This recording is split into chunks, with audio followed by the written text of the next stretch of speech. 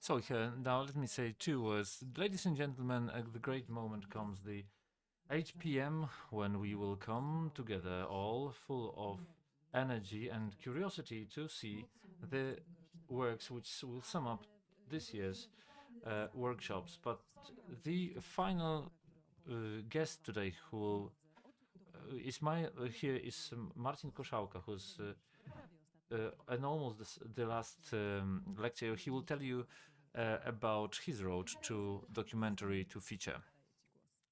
I'm leaving the floor to you. Hello. The camera that you can see here behind me is not just any sort of camera. It's a DCR VX 1000 on which I shot this movie of mine, this documentary.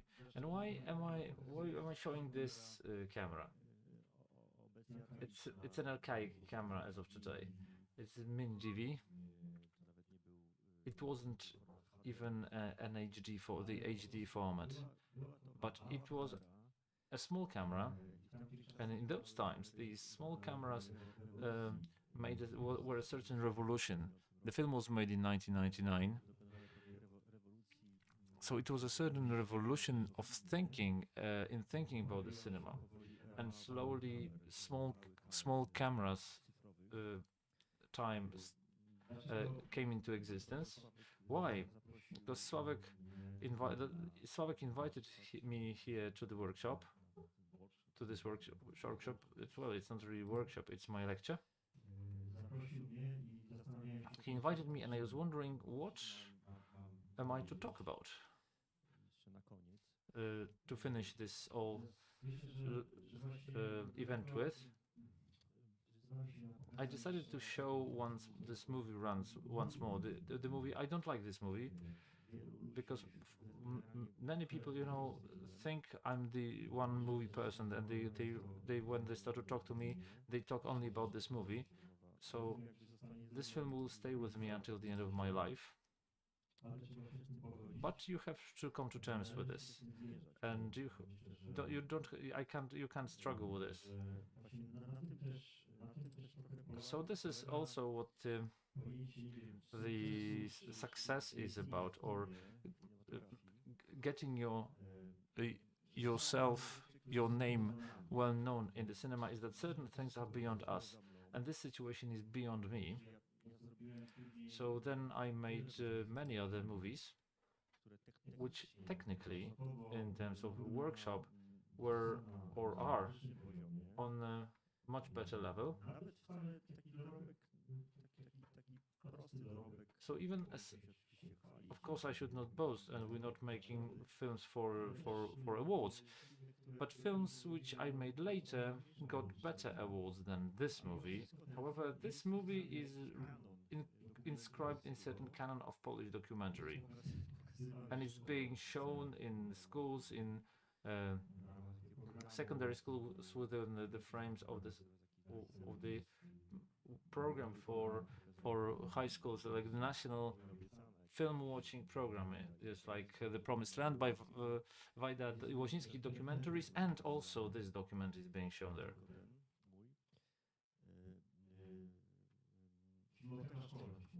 School, yeah, school film archive. That's the canon of the movies which are shown in schools. I'm not really happy about that, but I am at the same time quite happy too, because an author usually doesn't like situations when, if you did something a long time ago, it still defines you, and it's important. And even though you make other movies, the people always ask you about that movie. Also, it's a part of our lecture about struggling with that, about some random success that happened, because it was a random success. I didn't calculate that it was a random one, a total random situation, and maybe even really fresh for me, because the author, when he makes a movie, he calculates maybe he will get to Cannes, to Berlin, to Venice, maybe to Gdynia, and maybe to Camera Image. and you always calculate if when you're a professional. And I totally did not understand realize what could happen. I just wanted to make a movie, and that's all. And that was the sort of a cleanest, the purest, in a way. And I would never say that that movie would be successful at that time. I was shocked by the fact. So it was pure accident. And it would be good to talk about that with you, with the people. The majority of you is in the beginning of the way and would like to achieve some success, be noticed, get money for the next movie, etc., etc. I won't say that this very primitive from technical point of view, but full of emotions and certain courage as for those times, because today this courage would not be so special as it was. You have to take into account the context of times when this film was being created.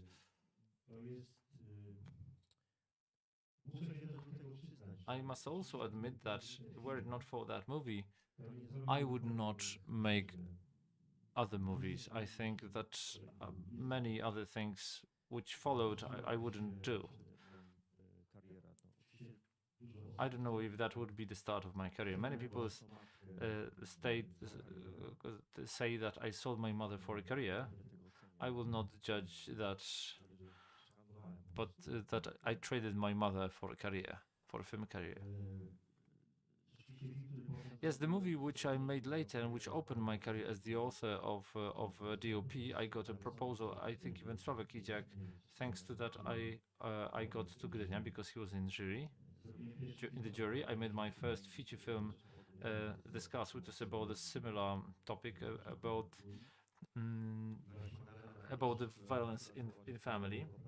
And Magdalena, who knew my portfolio, she knew my works. She knew that I can operate not only like a dirty home video camera, because this film it looks like a home video.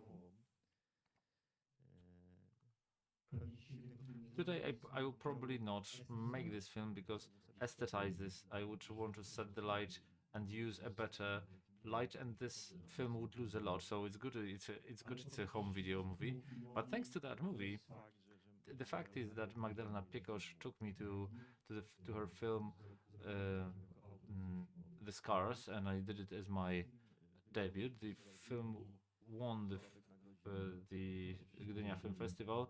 Sławek gave me the award. Of course, there is a jury, but the author, the DOP has a lot to say when an award for cinematography is awarded. So if I didn't make a film about my mother, I wouldn't get the proposal from Magda Piekosz, and I wouldn't make the first feature, which would then allow me to make other features.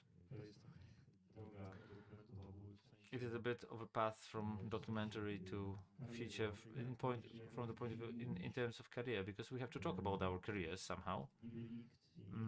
Nobody seems to be making a career, but everybody would want to make a career, and everybody want to get a career. And this is a thing which is not calculable. That's why I'm showing this movie to also to maybe I don't want to for you to feel that I'm boasting, but it's a workshop of meeting with young people who also plan to get success, because success is also getting to the viewer. Success is not only festival awards and splendor, it's also viewership. It's also the fact that a certain number of people will see your movies. Of course, here I do not want to destroy the concept for a handful of people, because this sort of cinema is also appreciated. It's a small viewership, small audience cinema. But I think that Sławek Idziak, he also believes that you have to combine low budget, because the workshop here it's not Hollywood production for $100 million, but these are low budget filmmaking workshops for getting a huge success. And in order to get such success, you have to combine the low budget with viewership. I like the fact that I like the audience to see my movie. I want the audience to be willing to watch my movies. This is the secret um, of getting to those people. I showed my first movie in my career. I showed it here. We're talking about it because it's made on such a shitty camera, and well, we bought that camera, which was probably went to trash. It was worth not much, but the idea was that I needed for this movie a small camera. I needed for this movie several microphones, and the sound for this movie was, I mean, I made the sound for that movie, but I wouldn't do it were it not for a specialist working with Sławek. It seems to work strangely well together. Michał Żarnecki, a great Polish sound director, which made the Decalogue, but also many Polish documentaries by Kieślowski, for example. He made Kieślowski's documents, a specialist in recording sound in extreme situations. So, for example, the film Hospital and so on and so forth. The film when it was extremely difficult to make a good movie.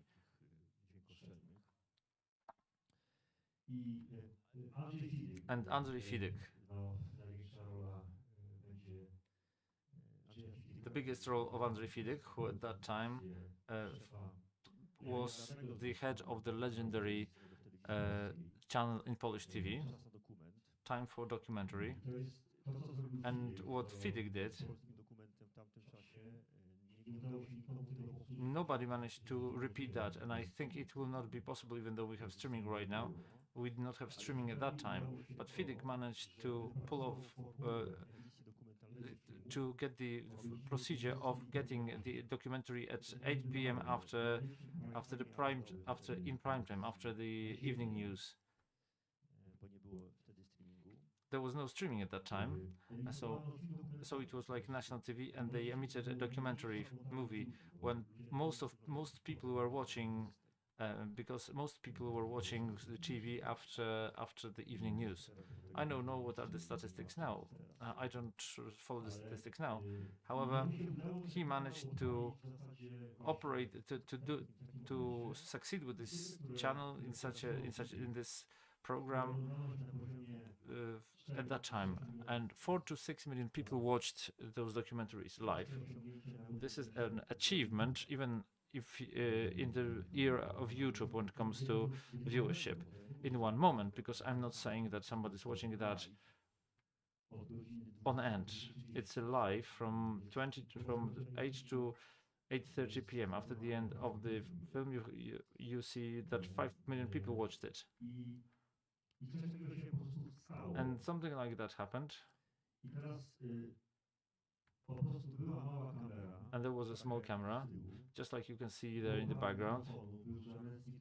There was Żarnecki who told me how to set up the sound, he gave me recorded. Everything was phonomaterial. This is the sort of equipment, but it costed almost nothing. The light, I only did it like this, that the light they bought for me in the electrical shop some mad bulbs, because this camera was very did not have a lot of sensitivity, so it was, the TV emissions require certain quality of signal. You know that the revolution of cameras consists in every year the cameras have more and more sensitivity. For example, the camera you're working with, Wojtek Staron here, on which I made the feature and made the Sony Venice 2. So I made it on this camera because it's 3200 sensitivity, which is absolutely incredible. I think that this camera had 200 sensitivity 200, so you had to light it quite a lot, but you couldn't get into the house of my parents and just put on the kilowatts of light, because they would noticed that something would happen.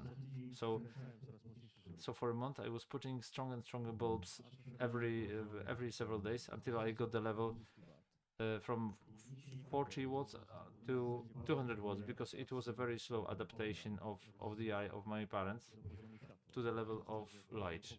And because I was increasing the level of light very slowly, for me it was extremely, it was very, very well lighted, and they thought it's as usual.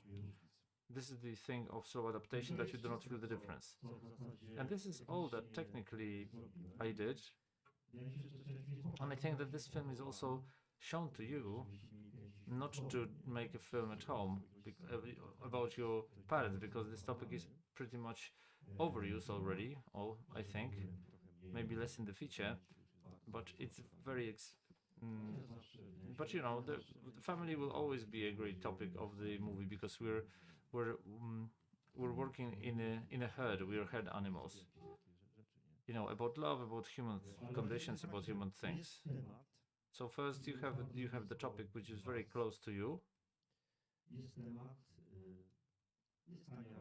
You have the topic, you have cheap realization, you have the effect in the form of viewership and success. And we're showing that at the end, because this is an example, this film is an example that you can really, having almost nothing, make a film which during the emission on Polish TV were seen by 5 million people. And what happened after the emission? That sorry, it was too much for everybody, including me. The amount of social discussion about Polish family. I must tell you that this film was created in 1999, and it was still the time of so-called small transformation, which consisted. I don't know if you had it explained at schools, but the small transformation consisted in us moving from the time of communism to the times of capitalism, to the system of capitalism. And you could see this transformation on many levels, including psychological and mental level. I am from the generation of people, I don't know about my pals, but I'm the 1970s generation, and that's the generation of a certain time. Well, you know, my son is from 2011. He plays football, and he's a very good footballer. He, so you know, he's being bought by one club to another club. So he cannot go into other club. He's being bought and sold. You know, it's like 11 years old. And Garbarnia paid too much money for him because they do not have money on this position to win a league. They need a good guy who works on the left wing. I'm talking about him because he has no complexes at all. He enters the pitch and and and he goes on the football field and says, we'll get them without problems. He has no complexes, you know. And we had all the complexes. It was not only the situation with my mother that my mother destroyed me emotionally, and of course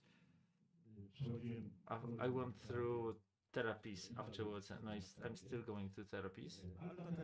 But this therapy, I think it's pretty fashionable today. Nobody's afraid to tell that they go to therapy, even though in those times, if my mother wanted to go to the psychiatrist, she would never go, because her neighbors would say that it's only the crazy people go to psychiatrist. So we were sort of constrained, socially constrained. We were afraid to say certain things. We were a country behind the Iron Curtain. We were sort of afraid to talk about everything, sex, whatever. We were. We were ashamed of being who we are, you know, being from the Eastern Bloc, etc. And I needed a lot of time to believe in myself. Did I believe in myself? I don't know. I sometimes have doubts about the quality of my skills. Also, because of my mother and because of the times. But the situation was such that this country, behind that iron curtain was really close to everything. And when I did this about Polish family, this was people saw it as a certain breakthrough, because somebody started to talk about the hell of the family house, because before that everybody pretended everything was okay. There was no Big Brother at that time. There weren't things like Big Brother or other shows like that. It all happened later. And the father, they said that somebody had the audacity to enter his house and film his father and mother. So the attack was on this film was not on attack on the film itself. Is that just this guy? I was attacked today by certain colleagues from industry that I included some picture of actor as who hit somebody during drunk driving. I don't like people who drink drive, and if it was the Pope, I would not be happy with that either. But my colleagues from the industry tell me, you should delete that picture. Why are you posting that? Delete that. Delete from the Facebook this image. Why do you keep writing about that? Why do you keep talking about that? And there was a situation with this movie, that why are you talking about that, or why are you showing this? Because the guy who was taking a lift to work in the morning, and he was beating his wife after the Sunday mass, and his neighbor would hear that, but he would say nothing. This toxic was supposed to be left behind the doors of Polish houses, and you were not allowed to talk about that. And suddenly this neighbor looks at the other neighbor and hears those screams, and something was shown, something was revealed. It was revealed, and it disturbed many people in those times. So we had this like a typical media sort of a game. A very well known psychologist, he's still an expert. He was an expert, and there was this debate on Polish TV. There were for and against. There were people sitting on one side who were for the movie, some who were against, and there was a live voting, and you could see the results, and it was half in half, I remember.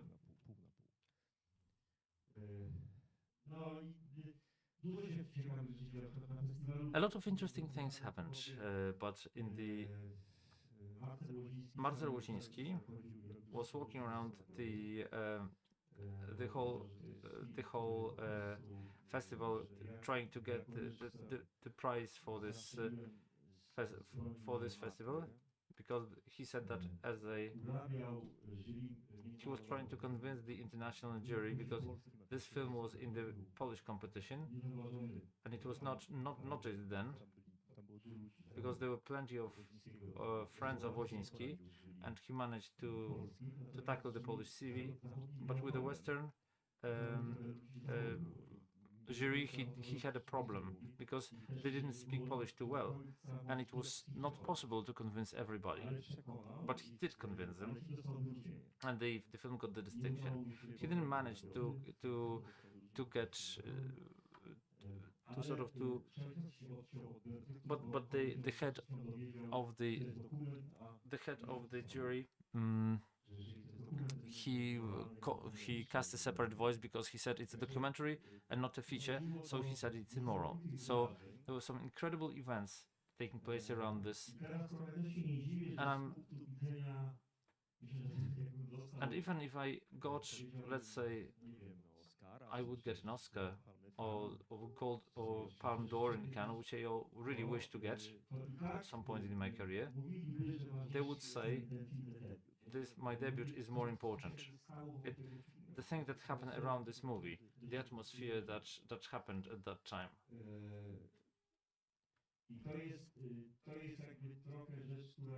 And this is a thing which is not dependent on you.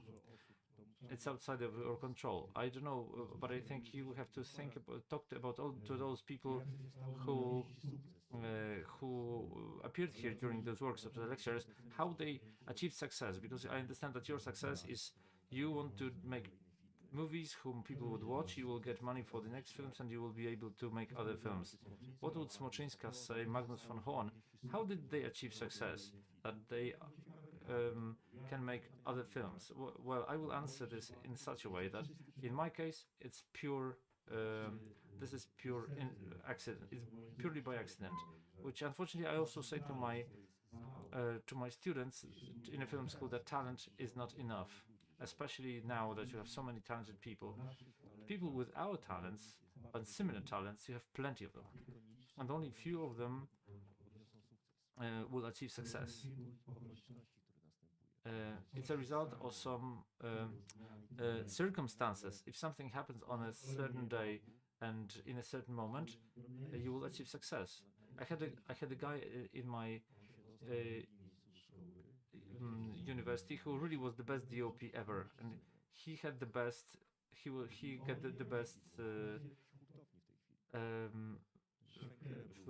He was the best cinematographer. He pulled out,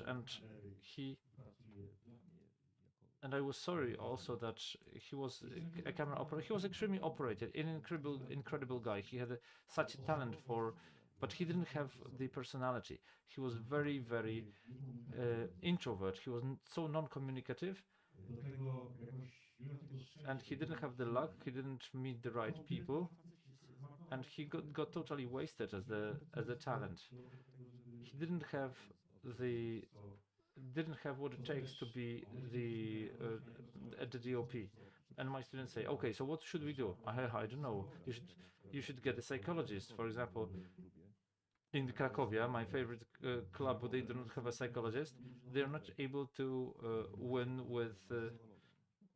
They are not able to win with much weaker teams because they do not have a psychologist. Maybe there should be a psychologist in film schools, or maybe here too. And the candidate for the filmmaker should use a psychologist, because now this is what you should know about this movie when you're. This profession is extremely demanding emotionally. You do not only have the talent and the ideas, but also you have this to sell this idea to someone, and you have to be able to do it. Sometimes the directors are so tired with getting money for the movie and fighting for this movie that they have no power, they have no strength to make that movie. They get burnt out. They burnt out before they start making the movie. So maybe if I treated this topic so widely here, because the path to the future, maybe I'll talk about it maybe, but maybe there will be some questions from you, from all this range, psychology, profession, to technical topics, whichever you wish. But I wanted to say another thing which is also important of this lecture, is this road, this path. It's quite a classical path. All this whole huge number of very well-known filmmakers from Poland. Certainly, it's Kieślowski. He's a model example. Are people who started making documentaries, and then they started to make features. I think the answer is pretty simple why it is so. And it's difficult for me to compare myself to such names, but the rule is very similar. I can see that based on my own experience, why people go from a document to feature. Because I've managed so that I was working as a director of photography, and really you should not be ashamed of any work, even if you work on TV. In a news TV, for example, that you have to film a hole in the ground. But as the author of the but as a DOP, because this is my main job, because I'm doing that. Whatever I do through the filter of a DOP.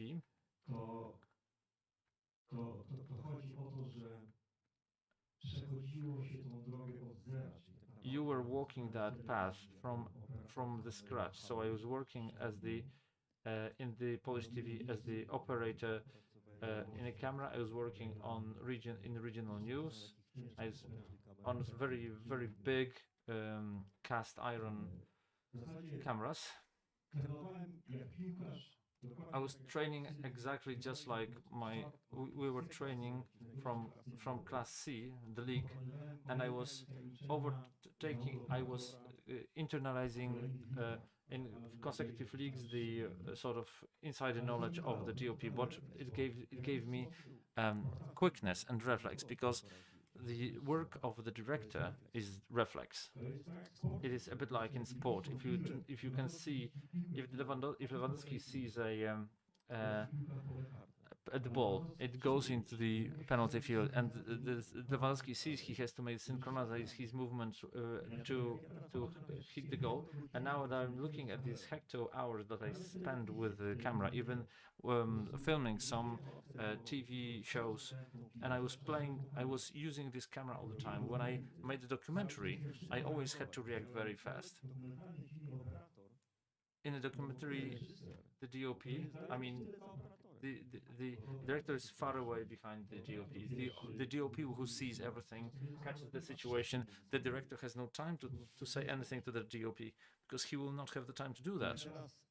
So now, if you're training all the time, if you're practicing all the time, if you're observing the world, how you will behave, what this guy will say, will you raise your head or not?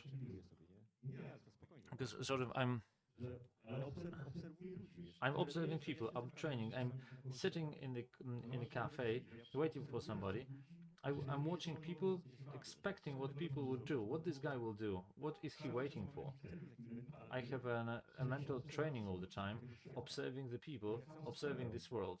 The same goes with the camera, because operating the camera is a bit like extreme sport. Whether you will manage, will you change the angle, will you move the camera, will you frame it well? It's like a big match. It's a big sports match. And now, if you are always in this and you train this whole your intellectual apparatus, or like work apparatus, the professional apparatus, the eye, the hand, and the mind, when you enter the feature film, I started to make a feature as the author of the as the director. I feel the stress, but when I'm directing, I mean, when you're becoming a DOP, you're less and less attractive as a DOP. Now, when I do something as a DOP, thanks to the not due to talent, but due to making those hours of work with even physical sports work, mental work, I get this physical comfort that I'm not really stressed. If I'm behind the camera, I'm setting the light. I'm so experienced. I have so much knowledge, and with this document, where there was so many things you had to react to very fast, then it worked very well in working in a feature movie. And it's a purely technical thing. Why so many authors move uh, from feature, sorry, from documentaries to features. I'm talking a lot about features because uh, I, I, I'm a documentalist myself, and maybe I'm doing less of documentary stories. So I do want to diss documentarists that they're worse than the guys who do feature movies. Because this is also, for example, I miss documents a lot. I would like to feel real emotions again, that, and not only that we're pretending some life. I don't want to categorize. I don't want to categorize, but you know that. Uh, but from the point of view of elitarism, becoming a feature film director is most prestigious than being. You have global renown, festivals, etc. And also the budget. The budgets are much higher in the feature than in a documentary. But there is a process. It's just a question of normal path. Uh, but it's also only a technical thing.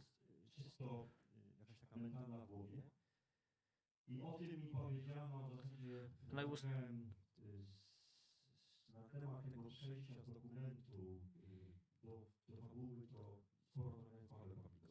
I was talking a lot to Paweł Pawlikowski.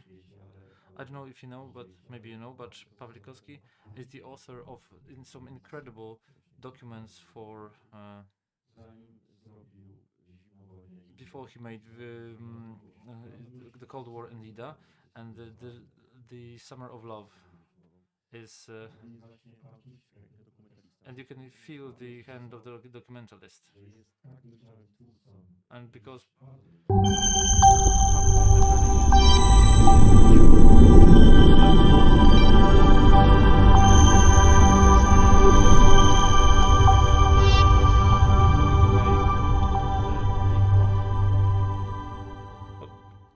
I would not make the same film as I did the My Beautiful Son. I want to make a form. I want to make a film that is well studied. That is, I do not feel what I used to do at that time.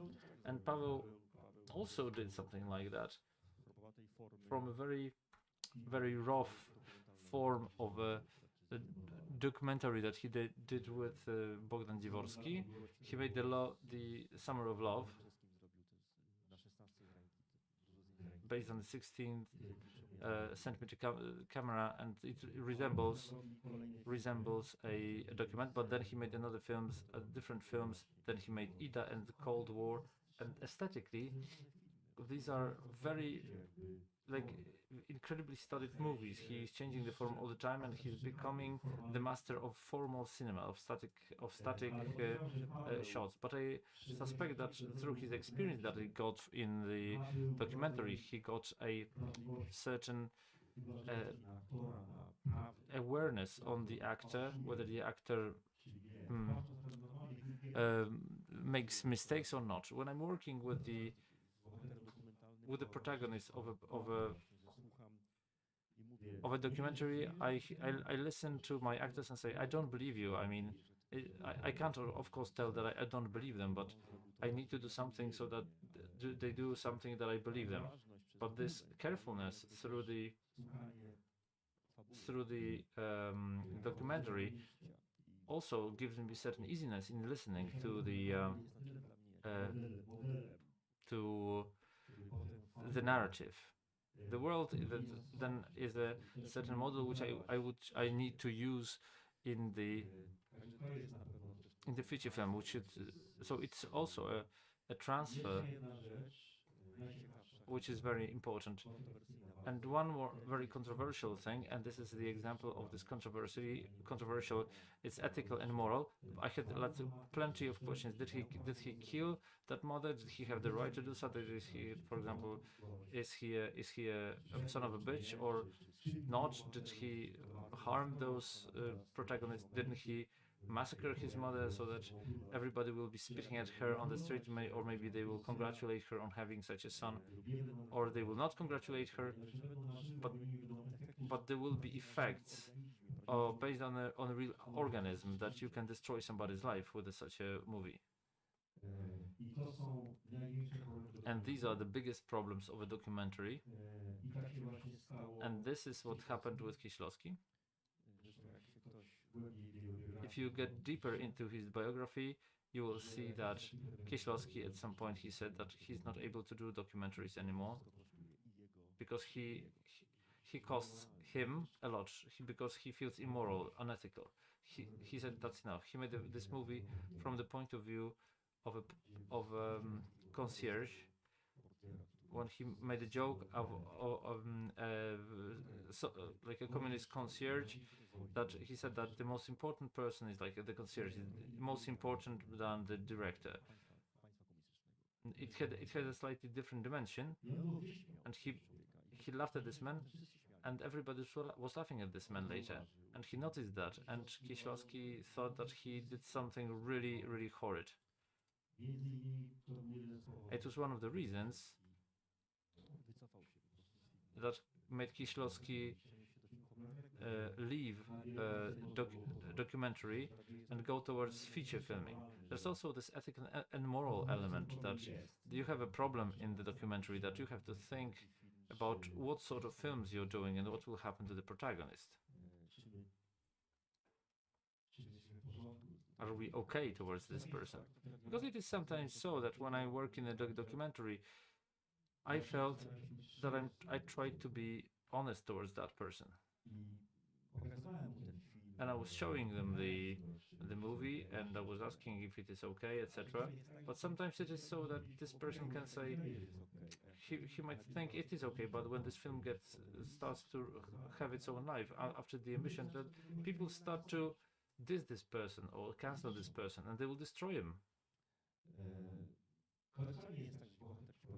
It is not that the protagonist will say it's okay. I mean, he might think it's okay. I'm more and more tired because I wanted to make a documentary, maybe not recently, but about how manipulative you have to be to make documentary cinema, because quite often I had to persuade those people to do some things. For example, I had to meet with a girl I had to date a girl I didn't like, to sleep with her. So I had to seduce this person. I had to feign that she's important for me. I opened before her. I was telling her about my life problems. I was doing all that to break her, so that she would open before me. And my friends do the same stuff all over the world. We use lots of tricks, like the officer the homicide department officer, you know, they have to break he has to break the criminal. Of course, we don't beat people, but they don't either. Sometimes they only talk. They use different arguments to open the guy.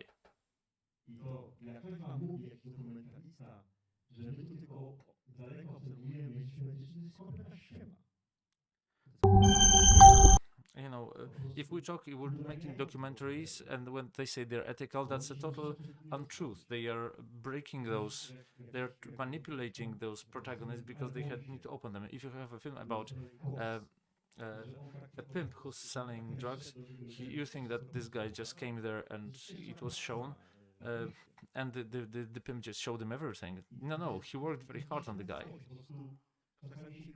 You just play all in. And the goal is the most important thing. He has to open, you have to have your material, you have to do this. And then the costs of that appear. I'm already also fed up with these costs, that I have to be a bit of an emotional prostitute. I have to buy those people, and I have to leave them alone. I have to. You even have them leave them in the doldrums, because they sometimes ask you, "Are you sort of coming back to your protagonist later? Have you met them later?" In majority of cases, no, because you close the project and you clean yourself. It's a bit like for example, like guys who are ghosting girls. You know, a guy who had a project vacation. He went there with a girlfriend, and he has a different project right now. That project ended, and also I ended this project, and I will not be living with a guy or meeting with him every day, because I liked him, and I was coaxing him when I was making a film about him. And now, why do I need him? Now I have another project. And even for these guys, this is not good, because they are documentary. They felt that they felt great after such a movie. They felt that they're stars. It's cinema, and they want to be in this. And they asked me, okay, let's make another movie. That was so great. I want to be in that too. Let's make another part. Let's make another movie. And sometimes even you have to break this, because after such a great film, if a guy spend a year with you, you have a great film, and now it all ends, and he's going back to work to his normal life. There's no camera, there's no crew, there's nothing. And this guy,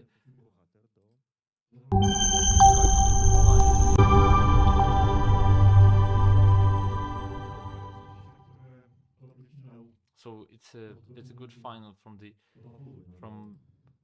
for the from the documentary to feature film. It's very painful, because it's painful not only for the protagonist but also for the author. For myself, the transfer to feature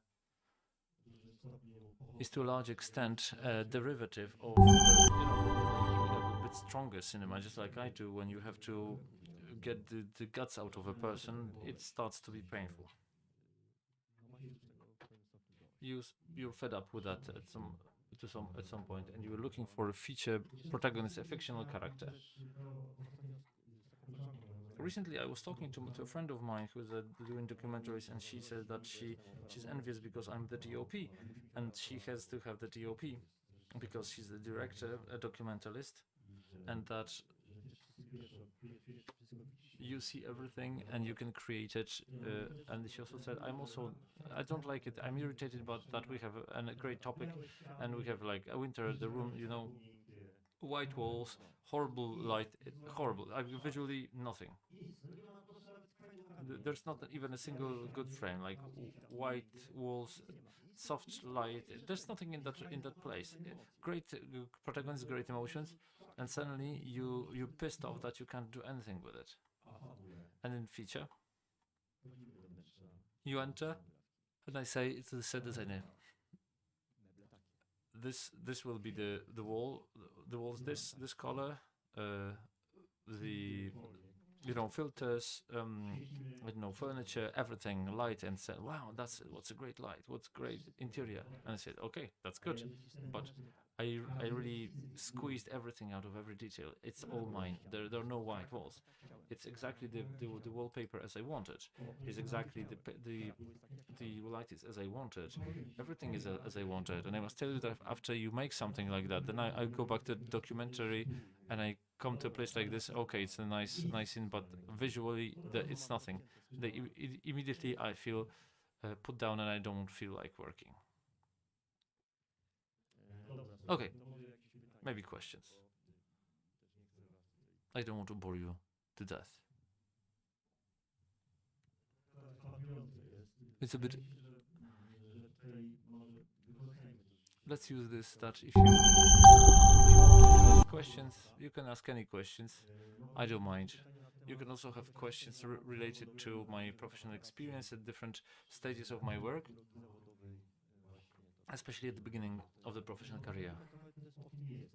This is a character about the beginning of my professional path. I'm talking about the very beginning of my professional activity. Can you say something about your next feature, the new feature, your new feature film, or is it too early because the movie is not yet on the screens? What is your question? Can you be more concrete? This difficult relations, difficult topic. How did this all?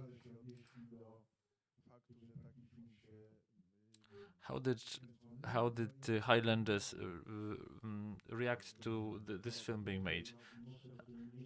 I mean, it's a feature film.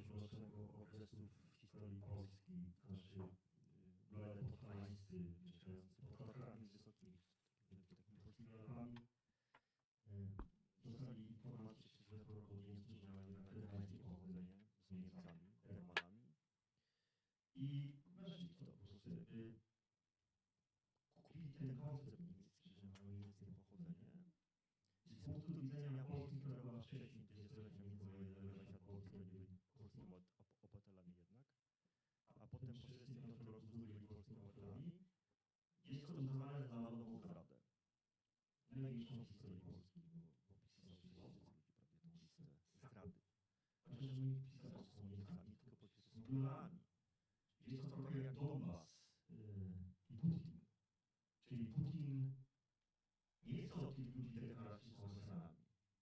Oni są autonomią o pochodzeniu rosyjskim. Tylko tyle. I wielu nie może tej góry tego wybaczyć, że zdradzili, ale generalnie jest podobna sytuacja jak z moją matką, że większość tuszuje tą sprawę. Dlaczego? No bo góra dla Polaka jest mitem narodowym, jest to główny symbol Polski. Rosjanie mógł zamienić. Mogli formować w kolei zamienić na góra spokojnie, bo mógł być herbem polskim.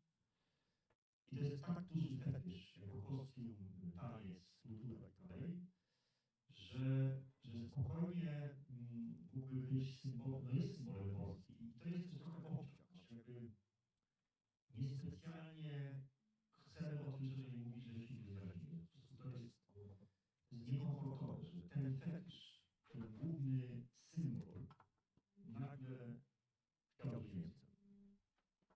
Dlatego w 1945 roku władza ludowa przyjechała tam i powiedziała: dajcie nam tylko jednego człowieka, to przywódcę. A wy wszyscy czyści. Dajcie spokój. Trzeba wrócić do roboty. Znów tu przyjdzie turysta nowy. Tylko będzie nowy turysta. Nie będzie już pana tego przedwojennego, tylko będzie teraz dwóch-robotnik. Będą nowe czasy, przyjdziemy dwóch-robotników przyjdzie do Zakopanego. I musicie teraz transportem tańczyć, śpiewać, występować. Także dajmy sobie spokój z tą zdradą. Nie my. No i przywódca, a dzisiaj byli Polakami. Koniec. Nikt nie odliczył. I teraz do tego problemy oczywiście mieliśmy duże. Problemy były dużego kalibru. Na początku filmu Związek Podhala, który jest organizacją nieoficjalną, chociaż jest dość organizacją, można powiedzieć, skomplikowaną, bo oni nie są tak... To nie jest to, że Związek Podhalan reprezentuje wszystkich Podhalan, ale politycznie i jako instytucja powiedzmy tak. I oni powiedzieli, że ten film nie powinien powstać, bo my też o tym mówić powinno być. No po co o tym mówić? Po co ten temat poruszać? No i była taka groźba, że film powstanie, bo oni pisali Ministerstwa Kultury, pisma, prośby byli u prezydenta Dudy również z prośbą, żeby film zablokować. I tutaj jednak muszę to powiedzieć, chociaż może w moich ustach to będzie niewiarygodne i też wolelibyście coś zupełnie innego, ale minister Gliński poparł nas. Powiedział, że film powinien powstać. Duda, prezydent... President Duda said that it's an anti-Polish movie, but he never did anything with that. He just said that. So nothing happened. We did that movie. I was shocked. You're asking me because, of course, we have really strong scenes. They didn't work. I mean, that the Governor Hans Frank, he's a governor with us. It's a historical movie, one to one.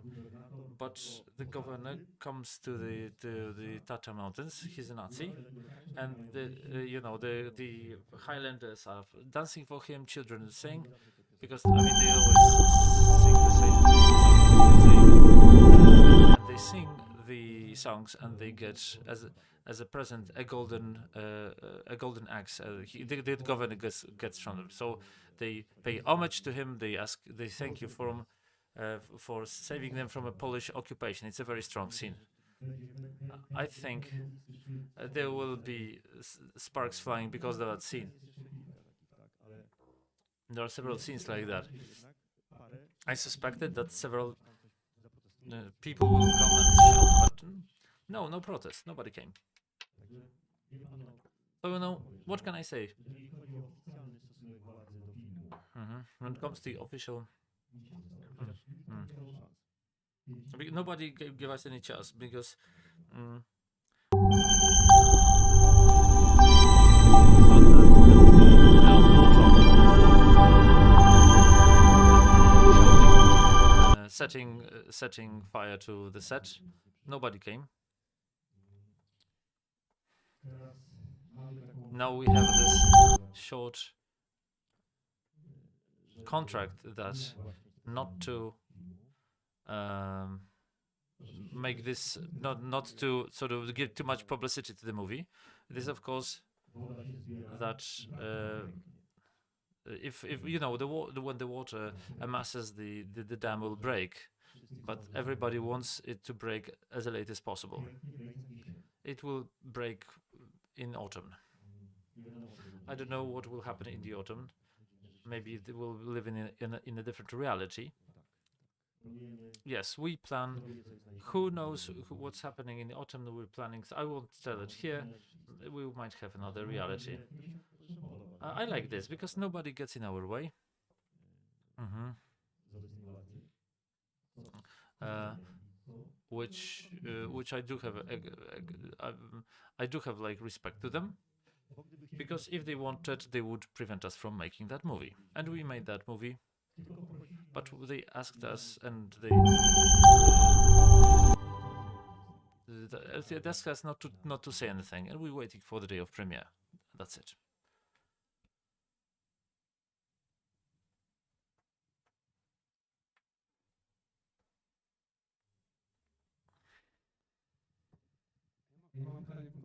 I have a question concerning on transition.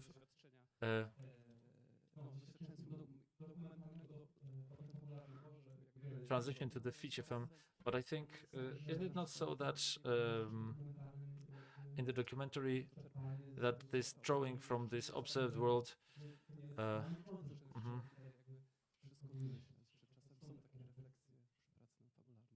Że w ogóle jest męczące to, że trzeba się z tego myśleć, tak? No nie, to jest tak, że ja wszystkie rzeczy, które robię fabularnie, czy jako powiedzmy, no, drugi film zrobiłem. I made my second film today. W przyszłości gramy też danych pomysłów.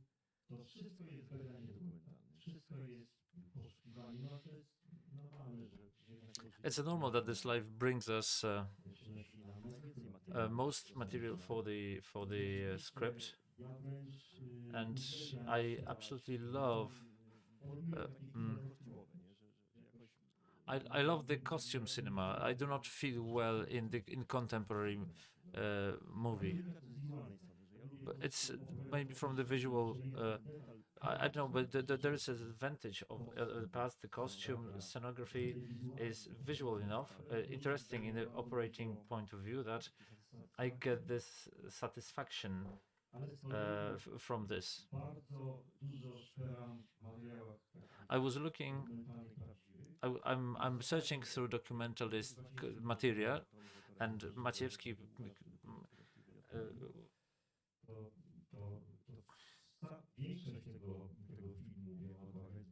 The white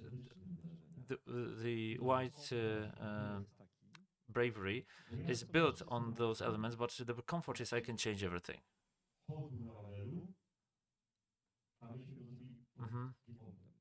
The hotel was in Wawel, and we made it under the Giewont, so we could model.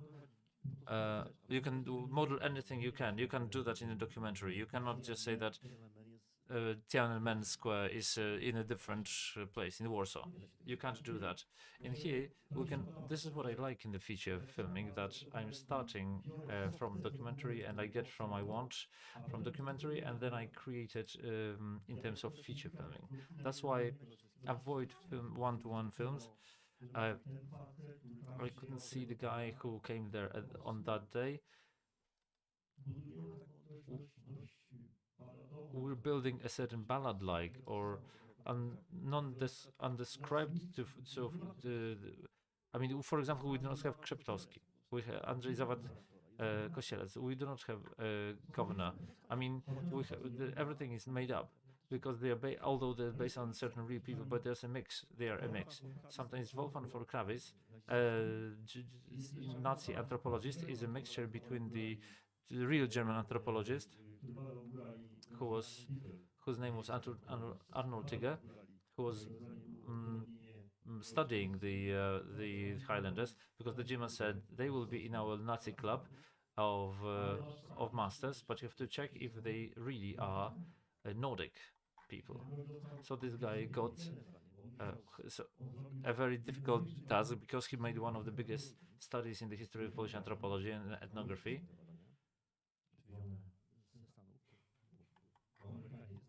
So Americans, when they were waiting for Germans, they, they found it in a truck that was with which they were transferring that study. So this guy made a huge study, anthropological study, and he was checking, and he was to prove that really they're of German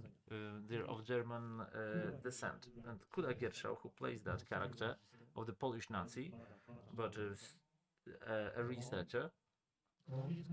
He's the compilation of Anton Pliegel, this German anthropologist, but he also, because he's also a great, like a famous German climber. He was also a compilation of 3 German climbers, and I can allow them for that myself. I got snowmen out of different guys, and I used that my documentalist past that I can do such things. When I was thinking about the feature past, I thought that documentary is the way of evolution, and drawing from the life, from the imaginary world. For me, the imaginary world, the real world, is a source of information. Yes, coming back from the documentary, I didn't make a documentary once. I feel that after this feature, because I feel that by not making a documentary, I will be out of the game. It is like a vampire that I feel blood, this documentary blood, to live in the fiction. I know that there is this immoral part that I have to influence those people, but it's like the officer of homicide department. You have to do that. It's your job. I mean, you have to do it in the most cultural way, not to cause pain to people. You can't do it painlessly. But in life also, you sometimes say that you don't love them, or that you leave them, or that you're changing something. That life is painful too. Not only this.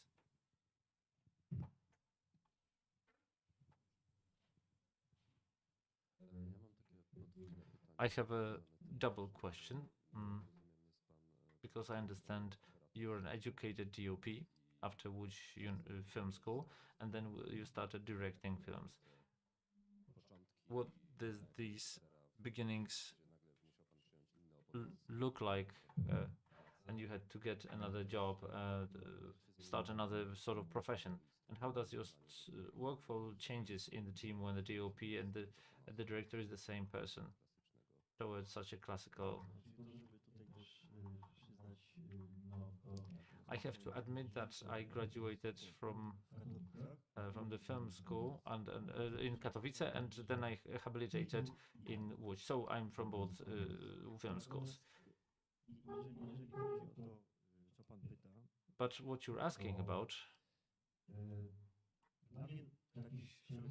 for me, the we call it reżop in it's a slang name in the Polish film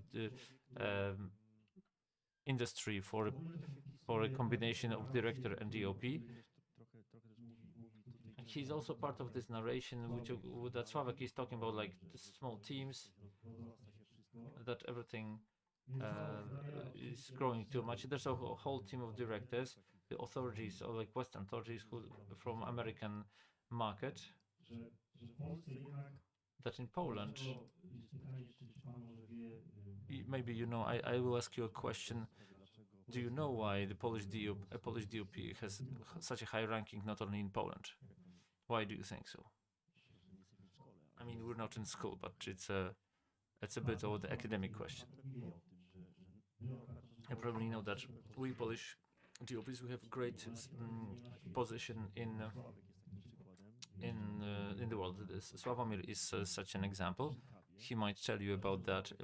You know, he'll tell you, you know why after Harry Potter and Black Hole Down, he stopped working Hollywood films because he was treated like a technician that really thought, okay, I mean, it's gonna be this, and that, and that's the end. And Sławek, I mean, he felt very good in Poland when he was working with Kieślowski. He had a lot of things to say. And this is our DOP school is about, that the directors are educated always in a certain specialist in literature, so they feel this script, and the Polish DOP drew that visual, and we were educated very widely in the school. I have, for example, I have a course working with an actor. Where in Hollywood, on UCLA, or in Columbia University, on American Film Institute, they would have a working with an actor. They do not have such a course. We have script writing, we have directing. The history of education of Polish film schools is that we educate people who have very wide worldview, who are partners from the very outset. They are also artists, but script writers and directors. I made the majority of my movies when I made Rivers with the debuter with the Boris Lankosz.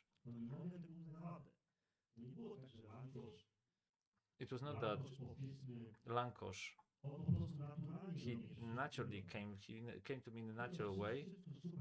You feel all that in a very good way and suggest to me the shots, and I will work with the actor, and I will sort of work on the script. And we had that in our blood flow. I was suggesting to the director, you know, the angle, the angle of view, etc., etc. And we have they have a guy in the United States. They have Ridley Scott. An example of Polish director of that sort is Roman Polański, and Paweł Edelman told me a story that he's a great guy. I mean, Edelman is a man of class. He's not overbearing. He doesn't want to take over everything, that he's a super artist. Paweł understands this, and Paweł feels good in his function, and he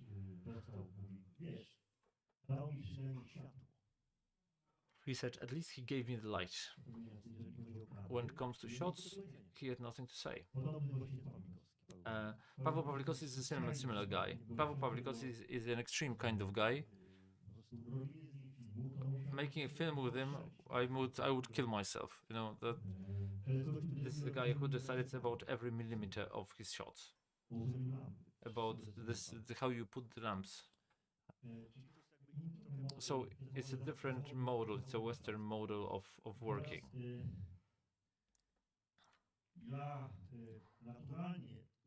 Quite naturally, I started this. I named this from documentary to a feature or to a fiction film.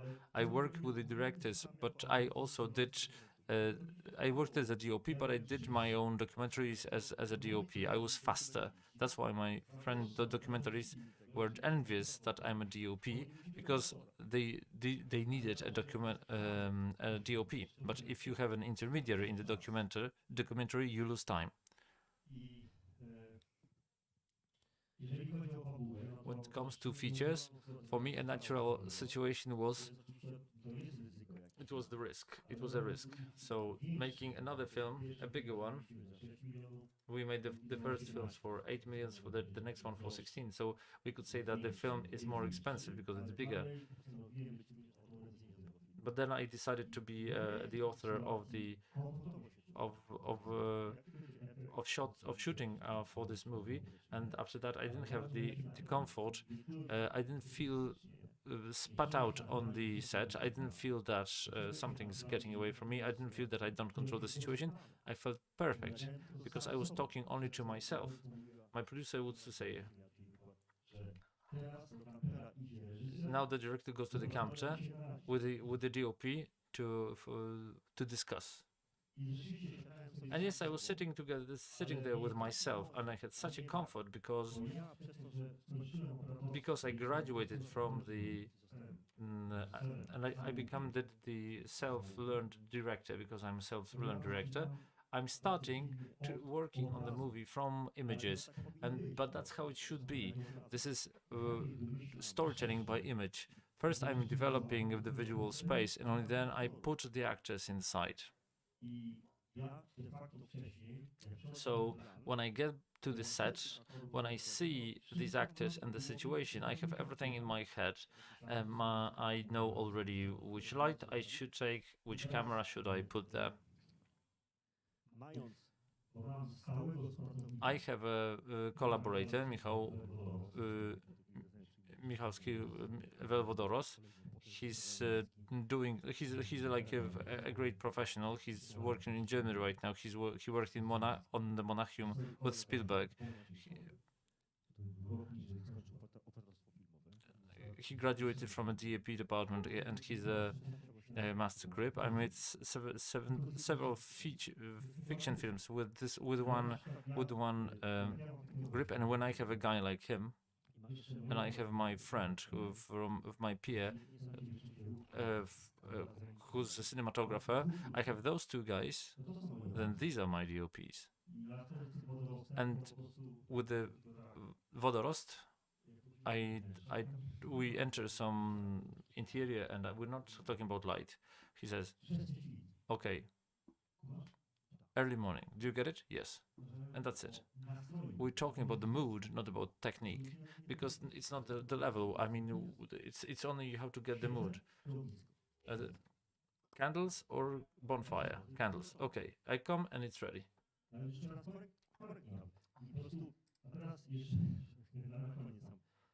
To finish with, if I took the DOP, if I took a great pal, somebody special, I don't know. I know Wojtek Staroń, for example. He's been here. I know many guys.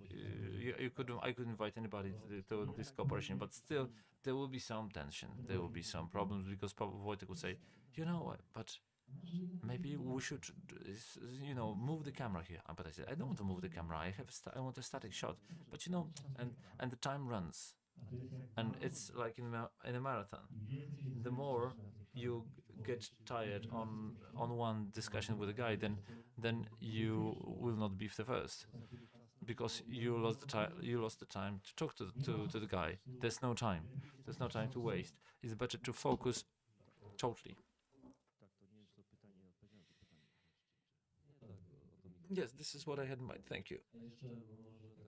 Maybe as a supplement, you've mentioned that first you start with the image and then you approach the actor. And in Poland,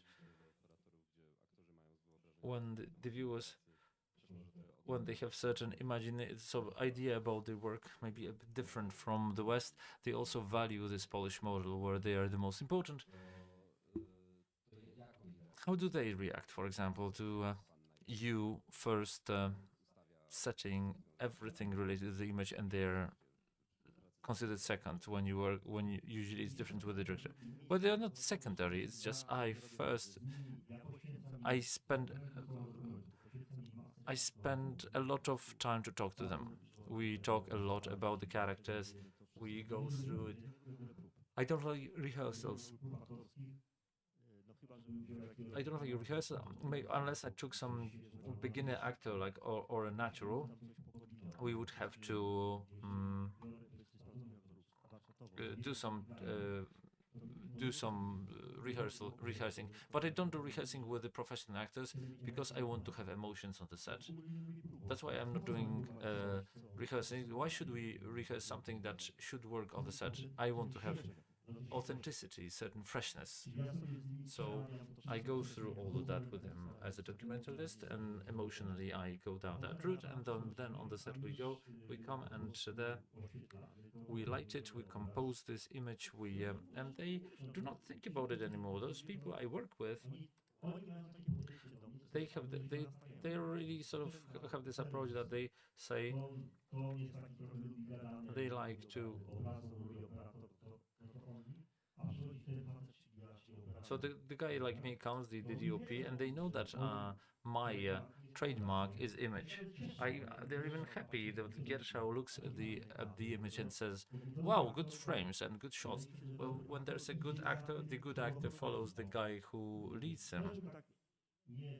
I would not generalize, because right now I hope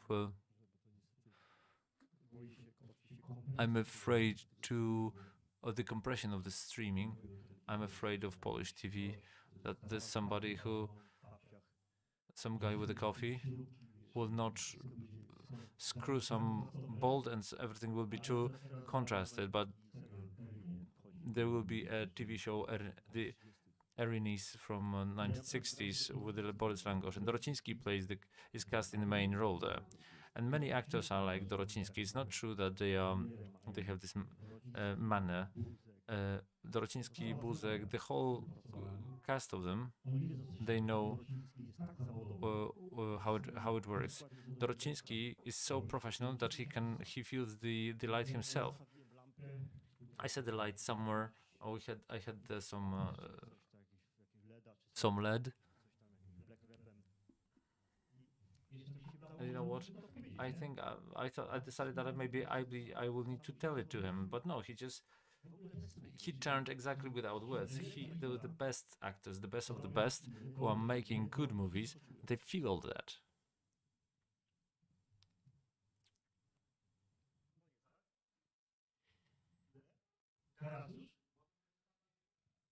We can have one last question.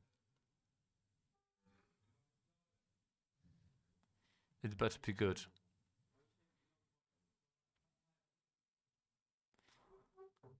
Okay, that's the end.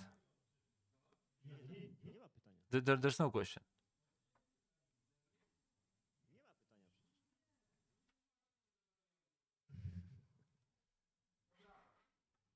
Dziękujemy.